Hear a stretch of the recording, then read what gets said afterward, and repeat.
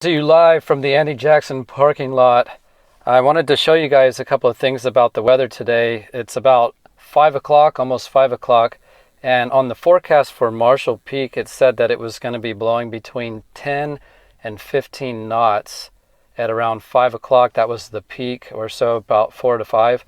But when we get here, it seems to be a little bit more windy than on this forecast model. And if we scroll up, we can actually see the weather data as it's being recorded.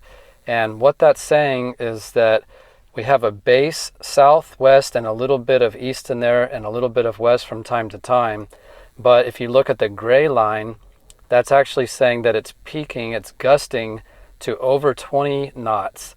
And that exceeds the limitations for us if we want to launch safely. Our glider only flies about 23, 24.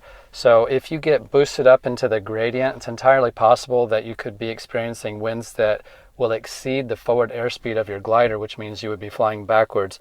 So we have to use caution today. And this goes back to one of the old mantras. We say that it's the forecast versus the observable conditions. So if we get to the site and we look at the forecast ahead of time, we can't just say, okay, that's what it's going to be. We actually have to observe the conditions, or maybe the instruments can help us make a more informed decision. So you can see that just like on the windgrams, it's about to peak up at 5 p.m. That's the little spike in the solid green line, and that represents our base wind.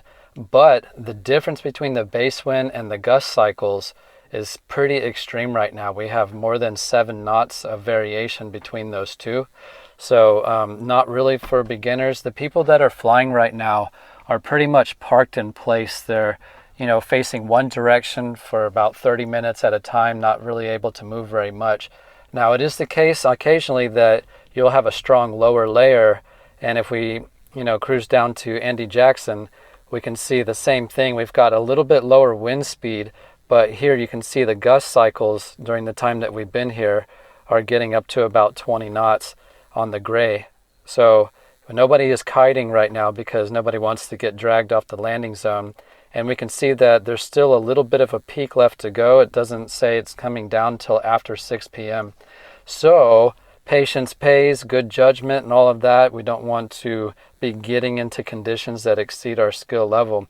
One of the things that we can't see just from wind speed and direction is the instability that's inherent in some of this wind as it mixes together. So if we have extreme variation between the upper and lower layers, there's probably a boundary in there where it gets mixed and chewed up quite a bit.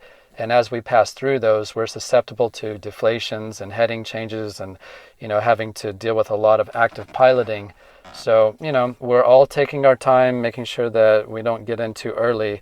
And basically, people are waiting till the very end and hoping that the forecast is true, that it gets to 6 p.m. and starts to cycle down. So fast forward a few hours and the sunset was pretty nice after all. Turns out good things come to those who wait. I'm really happy that you guys went up there and had the patience and good judgment to be on the launch, look for those golden conditions that were at your skill level, and then have perfect flights all the way down to the landing zone. Nobody got in any sticky situations, and you guys made it look good.